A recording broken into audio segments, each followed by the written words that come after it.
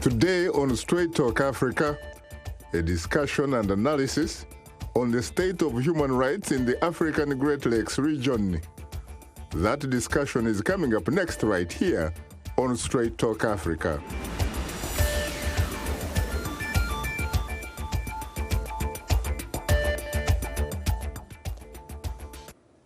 Hello, welcome to Straight Talk Africa, live from the Voice of America headquarters here in Washington. I am Shaka Ssali, and today we are discussing human rights in Africa's Great Lakes region. In 2019, human rights demonstrations were plentiful across Africa, while the causes of the protesters' grievances are varied. Many were often met with a harsh response from security forces. VOA producer Paul Ndiho has more in this report, narrated by Zoe Liudaki.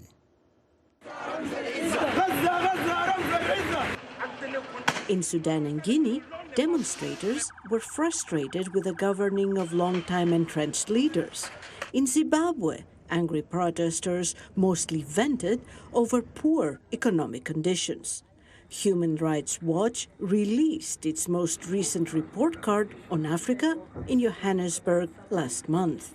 We've seen, I think, the average men and women of the African continent taking agency, being agents for their own, for the changes they wanted to see. We saw an increase of peaceful protest in different countries. The second, I think, takeaway is that we've also seen a backsliding from government in terms of political and civic space. In Rwanda, 6 members of the opposition United Democratic Forces of Rwanda party, formerly led by Victoire Ingabire, are in jail after being convicted of forming an illegal armed group and conspiring against the government. Ingabire is an outspoken critic of President Paul Kagame, who served 6 years of a 15-year prison term before being released in 2018. Now the government is allegedly detaining and abusing children, but the government is denying such accusations. A United Nations report on ethnic violence in the Democratic Republic of Congo reveals documented killings that may rise to the level of crimes against humanity and possibly even genocide. For nearly 2 decades, the DRC has been the scene of sporadic, deadly ethnic conflict. The UN says violence in Congo has claimed millions of lives. The report says the barbarity that characterizes these attacks, including the beheading of women and children with machetes, the dismemberment and removal of body parts of the victims as trophies of war, reflects the desire of the attackers to inflict lasting trauma on the Hema communities and to force them to flee and not to return to their villages. President Felix Tshisekedi is promising to end violence and has called for a national reconciliation, but his critics say that that's not good enough. Meanwhile, violence in eastern Congo continues to rage with no apparent end in sight. Last September, the United Nations warned that in Burundi, police, security forces, and the ruling party's youth league, the Imbonerakure, were committing severe human rights violations. Despite President Pierre Nkurunziza's announcement that he would not run in the presidential election in 2020, tension has continued to rise. The Human Rights Watch report says that in Uganda, in 2019, the situation remained static, with violations of freedom of association, assembly, and expression. The government arrested its opponents and blocked political and student rallies. The government's continued failure to ensure accountability of abuses does not bode well for a country heading into 2021 general elections. The United States dropped Cameroon from the Africa Growth and Opportunity Act over allegations of human rights violations in its English-speaking regions. The crisis has cost more than 3,000 lives and displaced more than 500,000 civilians from their homes. But The Deputy Africa Advocacy Director for Human Rights Watch says in terms of human rights, overall, Africa is moving in the right direction. Who could have thought al-Bashir in Sudan will be overthrown? Who could have thought that will happen in Nigeria, in Africa? We're sort of looking at the Arab Spring. So people are being more aware of their rights to demonstrate, to protest. Across Africa, hope for improvement in human rights is on the rise. Since taking power in 2018, Ethiopian Prime Minister Abiy Ahmed has implemented sweeping political reforms that won him the Nobel Peace Prize for his restoration of friendly relations with longtime foe, Eritrea. For Bondijo, I'm Zoe Liudaki, VOA News. Thanks, Paul, for that report narrated by Zoe Liudaki. Joining me today in Washington are two distinguished guests. Claude Gatebuke, co-founder and executive director of the African Great Lakes Action Network. Jean-Paul Ruhosha, executive director of Congo Today. And from New York, we are joined by Ida Sawyer, deputy director for Africa at the Human Rights Watch. Well, I have to say, Ida, Claude, and Jean-Paul, that I'm profoundly honored and exceedingly humbled to have the opportunity to host the three of you on Straight Talk Africa. Thank you, Shaka. Thank you. Profoundly honored and exceedingly humbled also. Thank you. You're most welcome. You look terrific in that gorgeous shirt. Thank you, thank you. I'm trying to keep up with you. Thank you, Shaka. You're most welcome, Jean-Paul. Now, let me, in fact, shoot the first question to you, since you have a gorgeous shirt on.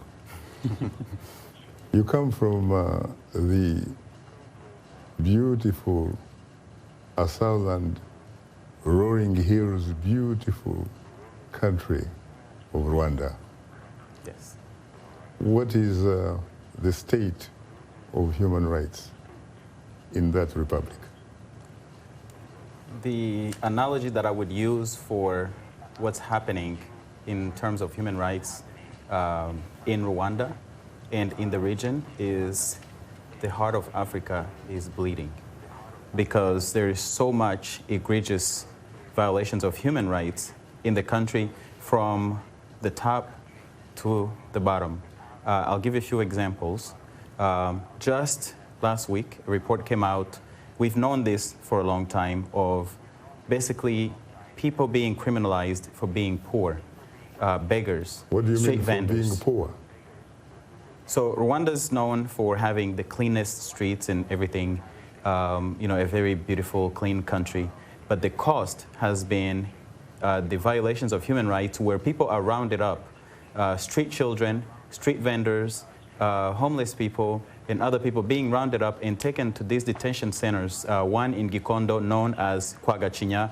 It's basically a torture chamber. They're held there, no trials, and then they're thrown back on the streets, and they are rearrested again to keep the streets clean, to keep a nice image.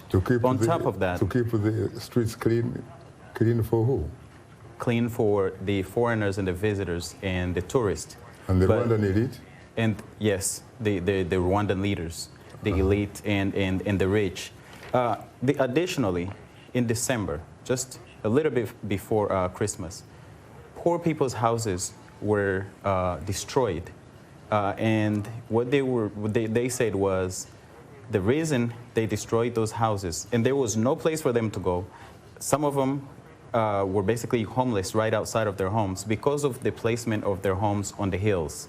And they were saying that it's in anticipation of the rains not taking the houses down. So instead of the rains themselves destroying those houses, the government hired people to come and actually destroy the homes with no place for those families to go. Some of those families are still homeless today.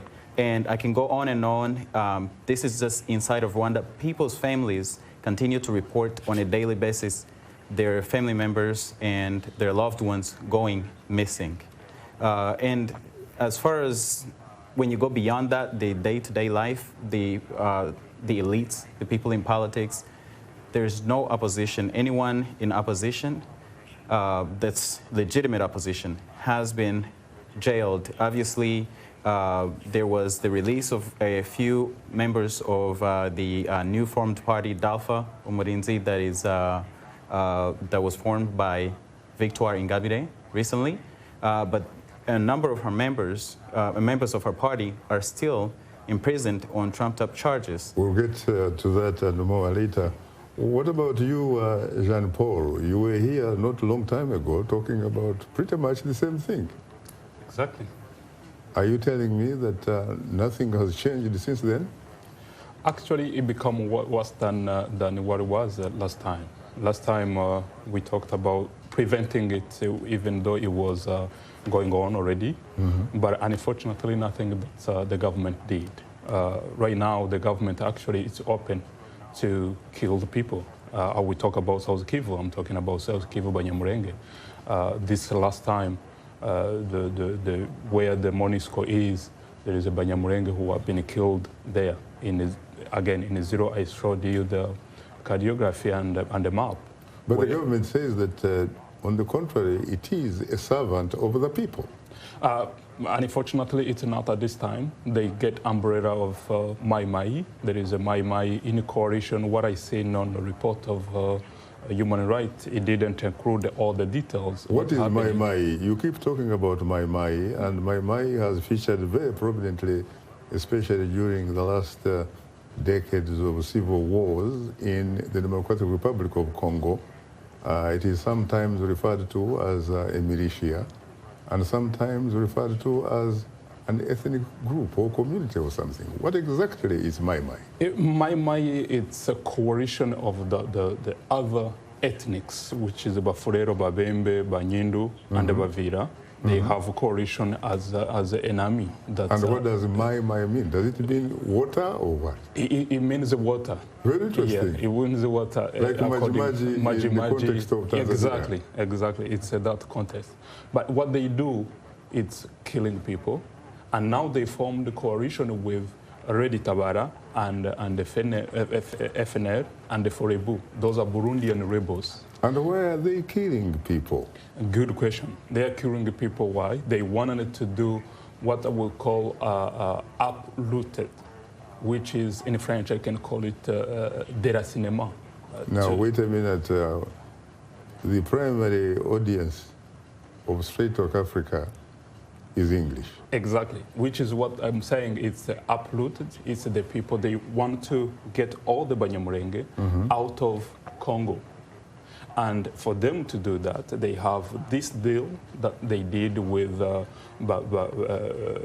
the Burundian and the Mai Mai, so they can kick Banyamulenge out of the South Kivu and the whole entire country. So for them, are they simply targeting Banyamulenge? Extremely Banyamulenge. I saw what Human Rights Watch did, but they didn't include all the details. And who is targeting the Hema? Who's targeting the Hema? It's about Hindu that are trying to do that. And the Hema also are Tutsi. Remember that we have the same issue.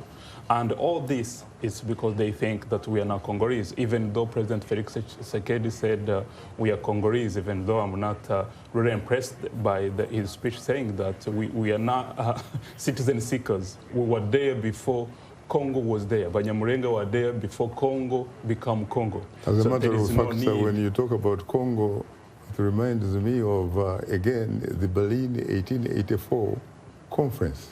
Exactly. Before that happened, the Banyamulenge were there.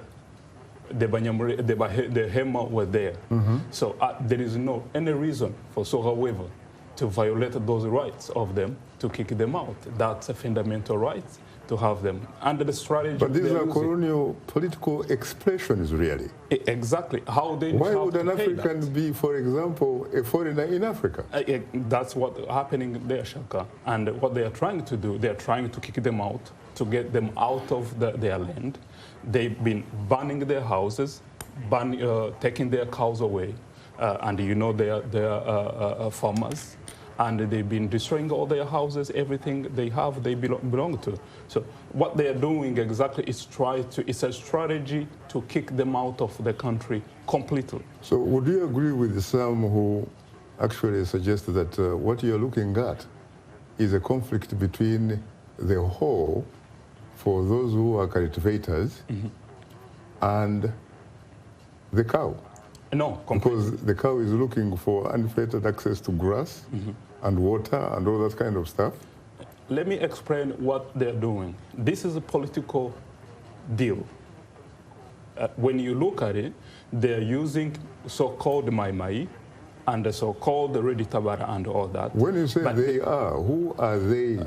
I will tell you that it's a government of Congo. A and government? Yes, and we have evidence of FRDC, the army of Congo, doing that to the people, openly kill Banyamulenge, and saying that we are not here to protect you, we are actually here to escort you to Rwanda, as they think that Rwanda is the country that's where the Banyamulenge come from. It's the same issue that's happening in Yumba, what Human Rights did report about. And do you have incontrovertible evidence on that?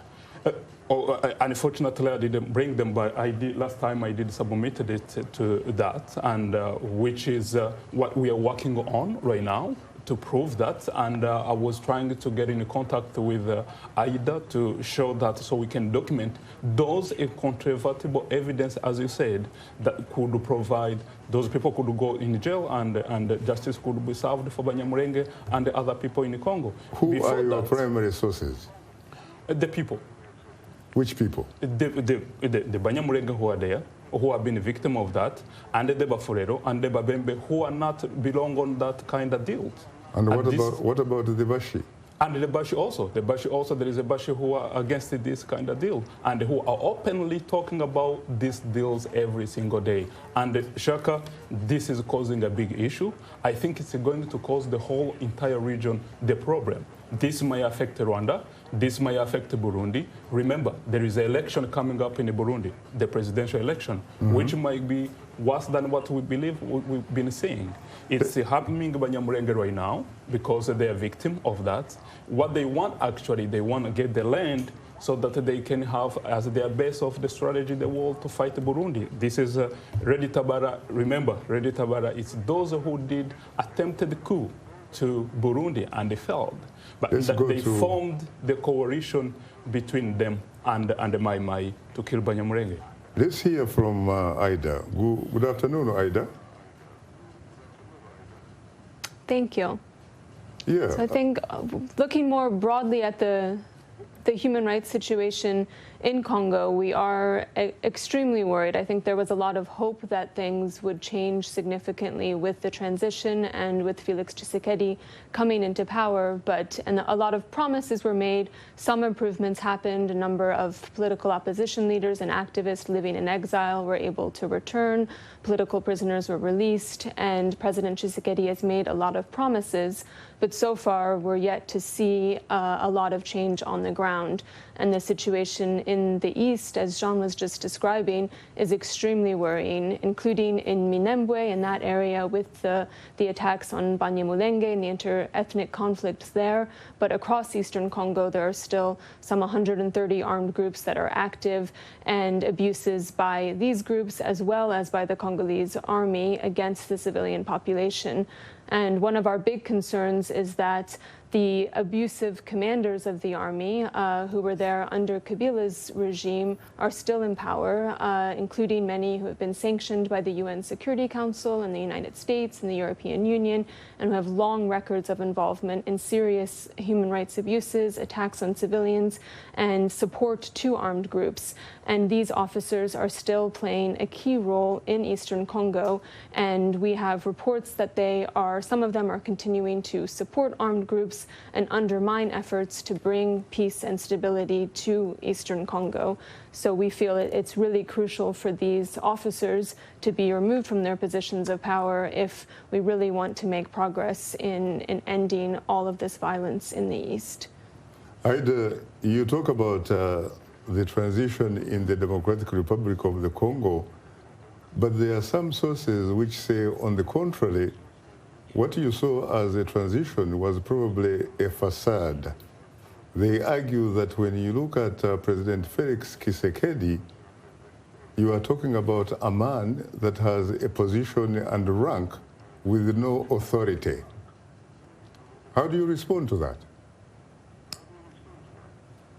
I think we all saw what happened during the elections in late 2018 and after the leaked data that came out from the Electoral Commission and from the Catholic Church Observation Mission showed that Martin Fayulu, the leader of the Lamuka coalition, won overwhelmingly in the vote. But in the end, the presidency was not given to him. It was given to Felix Tshisekedi, another opposition leader, while former President Kabila's coalition, the FCC, maintained control over parliament. And when the government was eventually appointed in September of last year, Kabila's coalition retains a majority of positions there.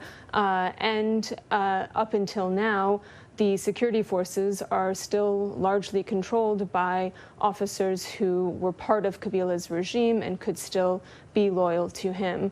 So while Felix Tshisekedi, who I think all indications are that he has good intentions and he would like to see the situation improve. He himself has no record of involvement in serious human rights abuses, and I think he wants to make things better for the Congolese people and to have a good record. But he up until now his ability to implement change is limited, given that he doesn't have the control over parliament or the government, all of the ministers and the security forces. But it remains to be seen. He's called this year the year of action. He's traveled a lot to try to gain support internationally and regionally. And if he is now president, if he wants to act to make changes in the security forces, to push investigations forward regarding corruption allegations, make progress in the fight against impunity for serious crimes. He does have the authority to do that, and we and others have urged him to try to act and try to really change the system and show that he is independent and different from the former Kabila regime, which was associated with so many widespread human rights abuses.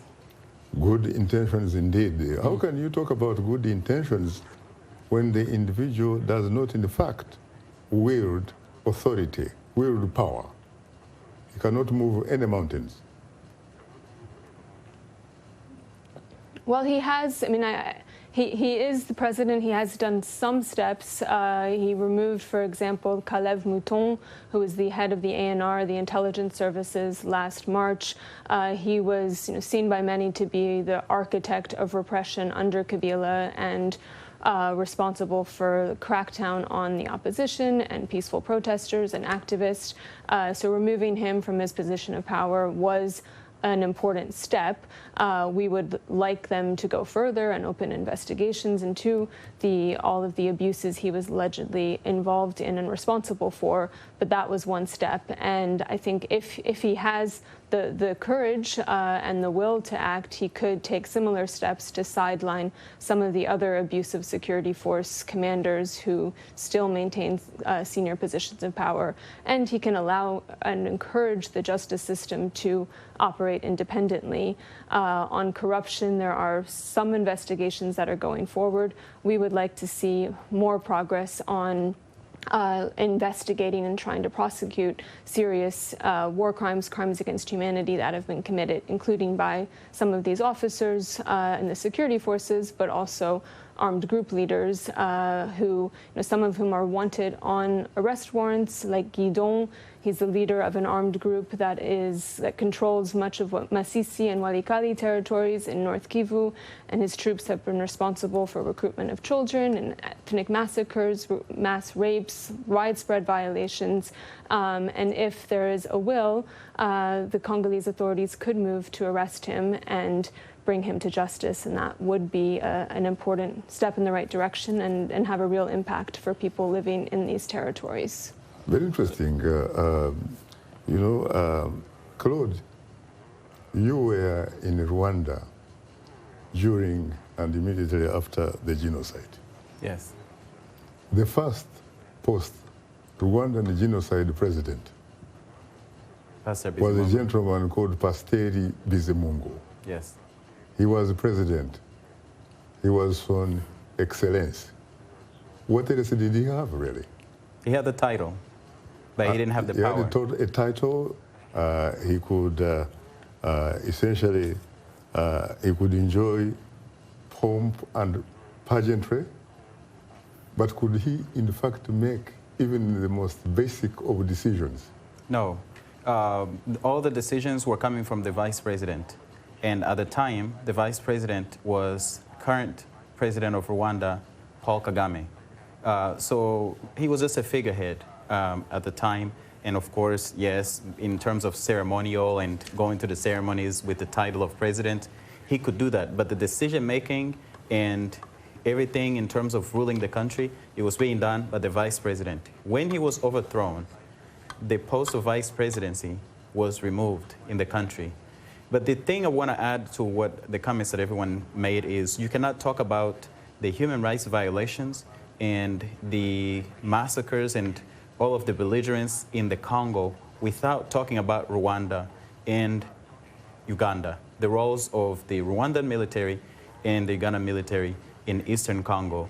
And by the way, one of the things that the current president of Congo, Tshisekedi, has really, in my opinion, messed up on was allowing the Rwandan military to be able to enter the Congo and operate there. So basically, what you are saying here, though, you are contradicting yourself. If in fact President Tshisekedi did have that kind of power to allow the Rwandan army to come in onto Congolese territory, then it seems to me he's exercising power. He signed the papers. Just like President Bizimungu was signing the papers. But we know who holds power in Congo today is still Kabila. He controls the whole government. And he was installed in the Congo by Rwandan troops. You look at the parliament in Congo. Look at the impunity that he has. He will tell you that his party won the election. Exactly. And he still has impunity, right? Did they win the election? Based on the reports that we saw, Tshisekedi didn't win the election. And Tshisekedi was installed by Kabila. And today, the same deals that Kabila made with Kagame, Tshisekedi is making the same deals. And that makes Eastern Congo really dangerous. The Red Tabara that you were talking about is sponsored by Rwanda. The rebels that were trying to overthrow the Burundian government in 2015, they weren't rebels then. But they were expelled from Burundi or ran away from Burundi, went into refugee camps in Rwanda, and then the government of Rwanda started conscripting them into a militia to invade Burundi. And now they're over in the Congo. It's the same militias committing the atrocities against the Banyamulenge. Now, back to the Banyamulenge. They were also used back in the 90s by the Rwanda military to invade the Congo, commit genocide against the refugees, the Rwandan refugees who were there, go all the way across the Congo. Since that invasion, millions of people have been killed since that invasion. Now, General James Kabarebe, Banyamulenge. They were calling themselves Banyamulenge. But they are not There's no way. Were those your relatives? Yes, but they didn't commit genocide. That I will correct. They used the name, that's what he said. Exactly. But now Banyamulenge committed genocide. And that's what caused most of the bad image. If you saw the report that just came up from Genocide Watch, they described that what he said in 1996, the war of 1996 to take off Mobutu Sese Seko, and in 1998... But in 1996, Mobutu was basically removed by foreign forces. Exactly. That's what he's talking about. And that's when they used name of Banyamulenge. And again, they used the same name in 1998 when President Kabila did crap with the Rwandan regime by the time. And then that's how they formed what called RCD by the time, which was led by Mbusa Nyamwisa and later on Ruberwa, Azarias Ruberwa. But it didn't... he was one of the 4 vice presidents. Yes. Yes. Yes. And at that time, when they used the name of Banyamulenge and they fight it, they had a half of the country by the time. But again, there was a coalition between Banyamulenge by the time with Rwanda, which caused a bad image especially according to the report of Genocide Watch on Banyamulenge, the image of Banyamulenge. But again, clearly Banyamulenge never did the genocide to any Congolese because they're Congolese. They believe they're Congolese. Let me go back on what Aida said on good intention of Felix Tshisekedi. Felix Tshisekedi have no good intention to resolve the issue at all. I have the evidence of this. We did offer him the plan and the strategy to prevent the killings. And I think I have the evidence of the document that I did send it to him, and the Congo Today did, and the many activists did send it to him to prevent what's going on in Congo, especially in South Kivu. But he never have any intention to do that. And he has power. Don't get twisted that President Tshisekedi doesn't have power. He is the chief, he's the commander-in-chief of the DRC army and everything else. He's the president. But without authority. That who measures the authority? He gives the order, he can remove a military to the position but to the other. But wait a minute, we already agreed that the man enjoys the position and rank, pomp and pageantry, but does not have willed authority. I will contradict that to say that he has no willingness to resolve the issue, but he has a power to prevent what's going to what was happening. I can tell you that I have information. If he just repressed a commander who was in South Kivu to another commander, it was going to prevent 350 Banyamulenge who were killed in this last 2 months ago. It was going to prevent 200,000 cows that they took from them. It was going to prevent all those houses they burned down. But he never had that intention to do. I met with him here in Washington, D.C. I explained to him. I gave him the strategy. I went to the people that I think they could know him. And what did he say? He promised to do that, but he never did. He even to send a simple letter to say, okay, we are going to reconcile these people, he never did. Because I was in contact with Bafurero, Babembe, Banyindu, all those leaders. And what did we ask him to do? We asked him to give order as a president of the republic to get Ready Tabara out of the thing. And the Ready Tabara, it's not only violation of human rights. Give me 1 second, Shaka. It's not only violation of that, but also it's against the Constitution of Congo, Article 52 and Article 51. Jean-Paul, unfortunately, there is no democracy in Studio 47. When the producer says go, you have to go as a good soldier.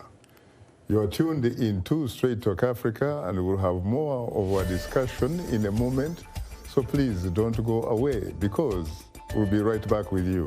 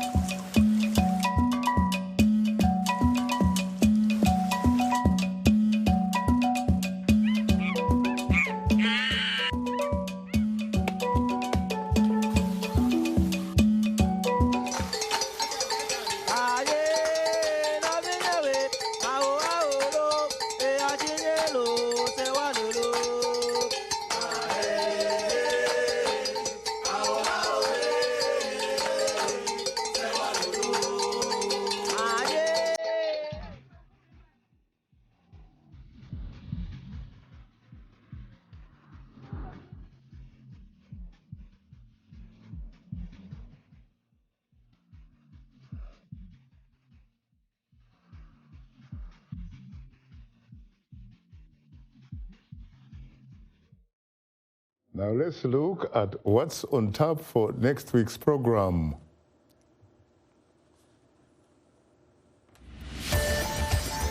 On the next Straight Talk Africa, protection, patronage, or plunder?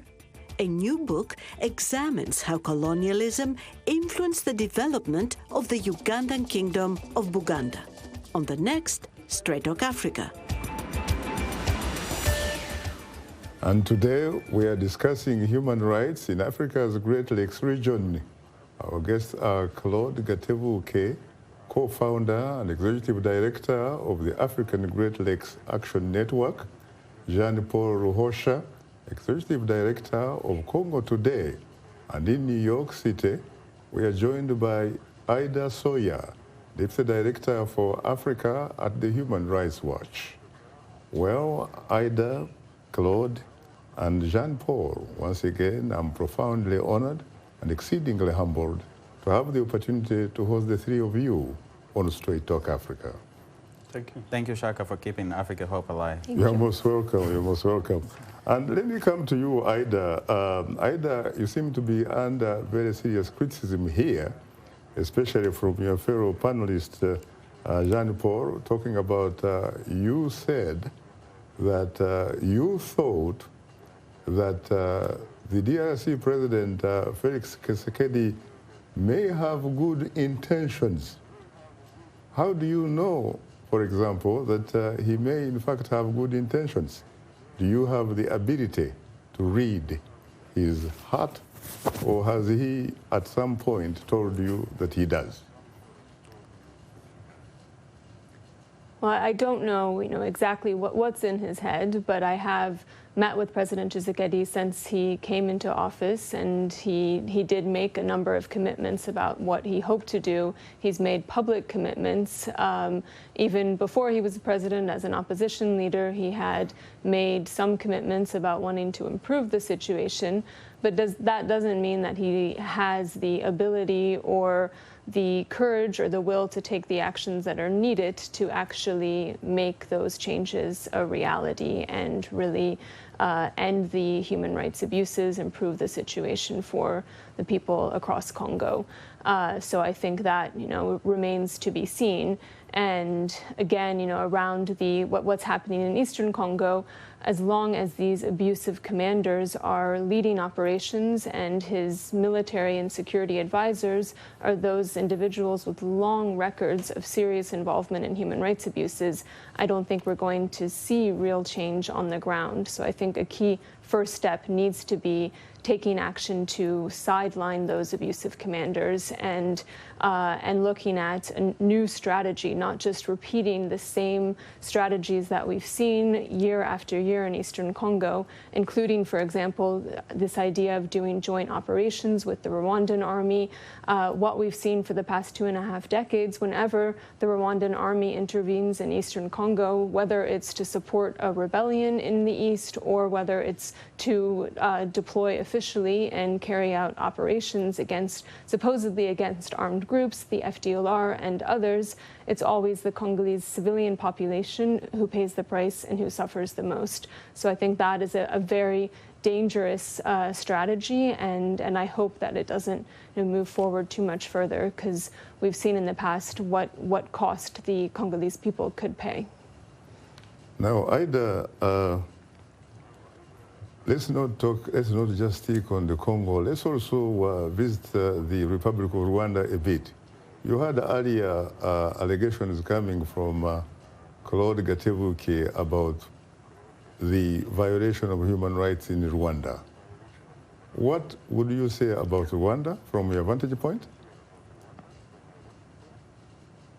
Yeah, I think I would agree with Claude that the violations are really from the top to the bottom, and there is no political space for independent voices to speak out, to document human rights abuses in Rwanda. No really independent opposition is able to operate, and we've seen at the top just in the past year, in 2019, we documented several opposition leaders and a journalist who either disappeared or were found dead in mysterious circumstances.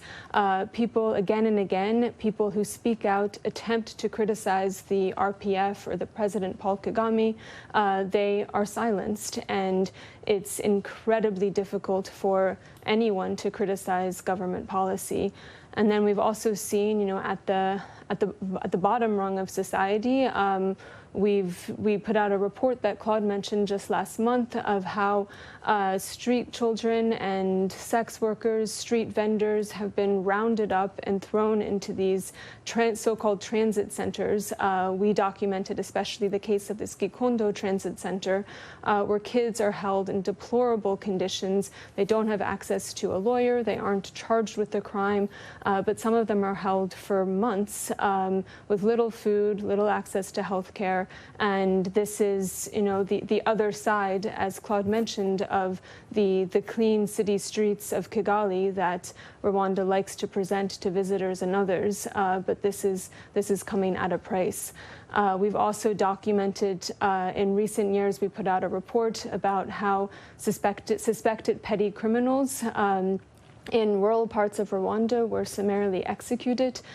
People who were accused of stealing bananas or stealing a bicycle or a cow were rounded up and killed by security officials, and apparently in an attempt to send a message that if you do anything wrong or if you resist authority, this is the price you can pay. We also continue to document illegal detention and allegations of torture, including in unofficial and official military detention facilities of suspected opponents or people suspected of being associated with the FDLR or other armed groups, and they're just held in incommunicado detention, no access to a lawyer, often without charge, and allegations of serious abuse during detention. So the human rights situation in Rwanda is extremely alarming, and unfortunately we aren't seeing any progress in a positive direction there. Ida, how do you respond to Rwandan government officials who will say that what you are really talking about, that the conclusions of your research that you say you found out are essentially reflections of what they would characterize as creative accounting? Tell us a bit about your methodology. So we have a very meticulous methodology at Human Rights Watch, and we only publish information after we've confirmed it with numerous sources. We've spoken directly to victims and witnesses and others with information about the alleged abuses that happened.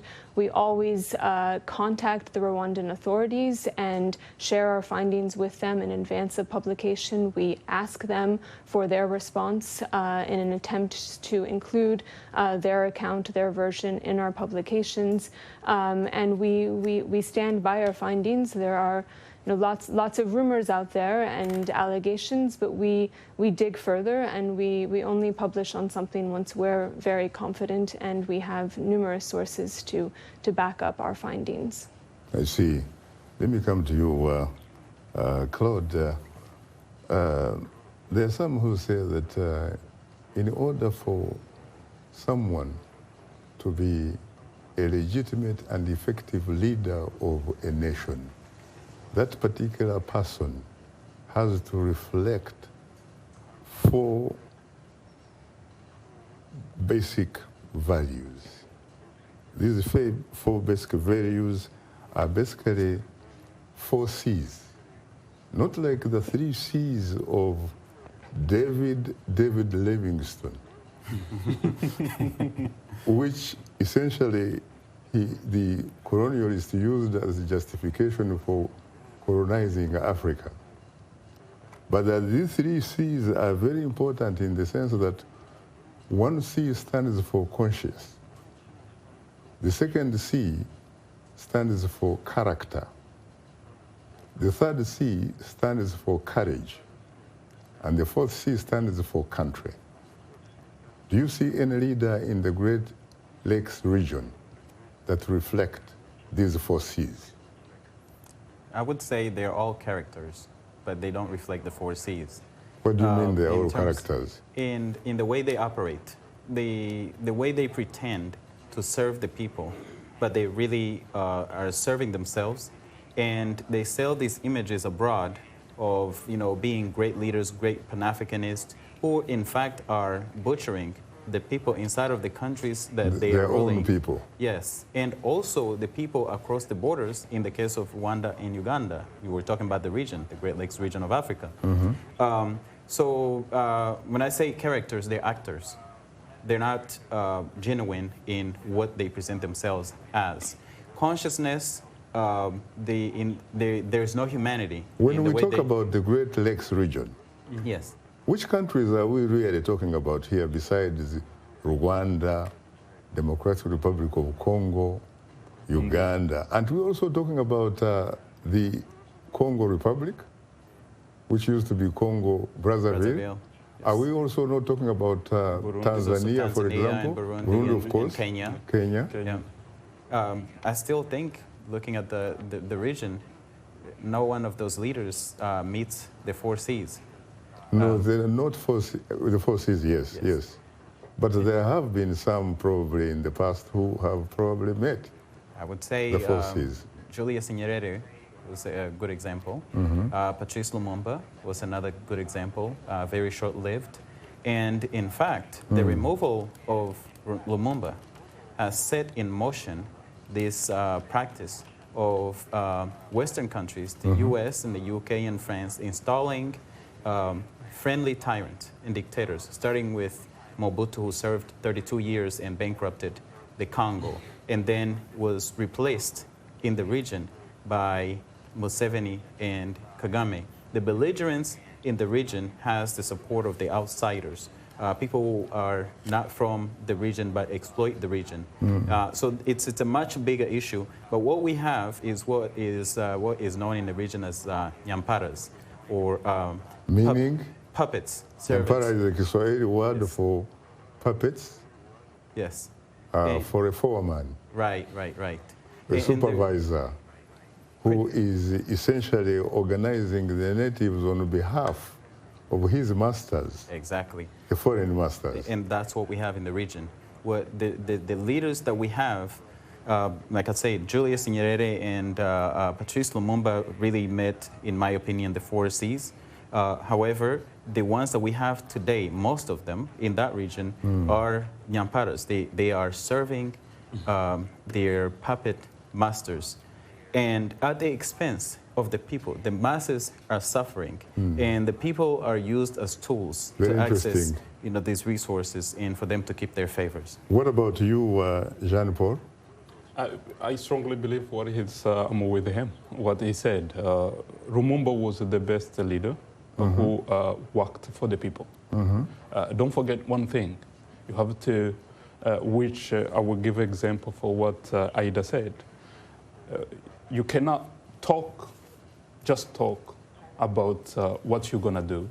But when it comes to the reality, you are not doing anything. Therefore, you are not going to meet all those 4 Cs. What they do, they actually sell themselves out there as if they're business marketing doing, and then they don't serve people. But look at a man, for example, like Major General Paul Kagame, the president of Rwanda. I remember a few years ago, a former US president who happened to be a very good president of the United States, Bill Clinton, was essentially touting him as perhaps one of the world's best leaders. A man who somehow had led his country through very difficult times and had, in Bill Clinton's view, brought about, for example, what he characterized as genuine political reconciliation in Rwanda. And yet the evidence on the ground probably suggests otherwise. And you had also a former British Prime Minister, a good Prime Minister at that, Tony Blair. So what does that mean? I'm simply asking you, when these two individuals, who were very good leaders in their own countries, and in fact were respected internationally, when they make that type of endorsement to a man like Paul Kagame, and then you probably look on the ground and say, wait a minute, what is this? What does that mean? To me, you cannot be, just because of somebody who's in a high power and see you as he see him, it doesn't make you to be a perfect leader. No, I'm not looking for perfection. Let's go on that. And when you said that he did what he did, I believe he did for Rwandans. He did what he did for Rwandans. And which is, he didn't do everything he did, it's not zero. No. there is something he did when it comes to economic development, when it comes to cleaning the city, as he was saying. You can clean the people out and call it cleaning the city. But Jean-Paul, someone will also tell you that a man called Adolf Hitler did incredible things in Germany. In fact, during his days, Germany was even on the technological cutting edge. He is the man, for example, who came up with the Autobahn, what we now call highways and all that kind of stuff. They produced Volkswagen, which is supposed to be a people's car. You can talk about Joseph Stalin. He brought about an incredible development in what was once the Soviet Union, to the extent that it became a superpower. I think, Shaka... But at the end of the day, you have to look at the people. You have to put people at the center. Exactly. That's what I was going to talk about. We have to measure the leadership of the leaders, how they manage to lead their people. And that's what we needed to see. Is it President Kagame, what he does in Rwanda, the people are happy about it? Is it everybody see themselves in that kind of leadership? And there is a democracy that's needed in the country. Can everybody have freedom of speech, freedom of whatever they want to express themselves? Is that happening in Rwanda? Can a person, for example, have the right to own an opinion that may be different from the government or the ruling party? Exactly. That's what we can now understand and say, okay, this is a president who are loved by people, who is a good leader, who we can measure that way. But if not, then he's not the right leader that we can see. But on Kagame, maybe he's a Rwandese, he will talk about. Kagame's record shows that he's more in line with Adolf Hitler and the other leader that you mentioned in terms of, you know, they did all these great development things, but they hurt the people. They hurt millions of people. And he's more along those lines, more so than being a great leader for the people in the country or the region, seeing the millions of people who have been killed in the Congo. And in Rwanda, not just Congo, but inside of Rwanda and in the Congo since 1990, since Paul Kagame started operating inside of Rwanda, people have been dying daily. People have been killed.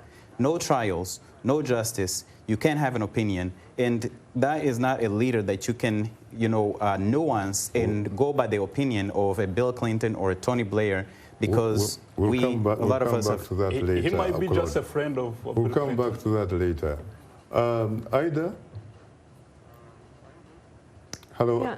Ida? I think one thing we're seeing across the Great Lakes region is what you could call a facade of democracy, where these leaders feel like they need to show to a degree their people, but also these international powers, that they are organizing elections and that they were elected in some sort of process. But it's really all about them just maintaining power. And when you don't allow the opposition to participate in the election, or you don't allow people to hold peaceful protests, peaceful demonstrations, when you lock up journalists, when you lock up pro-democracy activists, when you fire on demonstrators, that's not a democratic process. That's not a credible election. So I think, and then you also have them changing their constitutions to remove term limits, to allow them to stay in power for longer and longer. And I think there needs to be much more from international players to look at the conditions of the elections, and not just, it shouldn't just be a box-ticking exercise to see if a so-called election happened, but you need to look at this broader context and see if basic freedoms are respected, to make the process credible, and to see whether the people really had a say in deciding the country's future and who the country's leaders are. Good point. Well, how do you respond to some people who say that you really cannot eat this thing called democracy, that it is better perhaps to emphasize service delivery than democracy? Is it possible that perhaps service delivery and democracy are mutually exclusive? and not mutually reinforcing? No, I don't think they're mutually exclusive. I think that part of the problem is just insisting on the technical process of holding election, but not putting enough attention around the climate that makes a credible election possible, and making sure that people's basic freedoms are respected and people are able to voice their opinions, they're able to participate in a democratic process. And I think if the focus is on building from the bottom up to ensure that those basic freedoms are respected and organizing an election in that context, it makes service delivery easier and it makes development possible. But I think if you just insist on the box-ticking exercise of an election, you could do some service delivery, but at the end, if people feel like they don't have a voice, they aren't able to speak out, they don't have their basic freedoms, that's a big price to pay for some development. You know, Ida, during colonialism, these countries had a police force. And indeed, the institution was called a police force because, in fact, its role was to force the natives, essentially, to service the colonial system. And when these countries regained political independence, some of these countries changed their constitutions and changed the wording and called it police service, meaning the police institution as a law enforcement agency was in fact supposed to be serving the people. And yet, when you look at the behavior, nothing really has changed. So yeah, I think it's clear that so much of go ahead, please. So much of the abuse that we are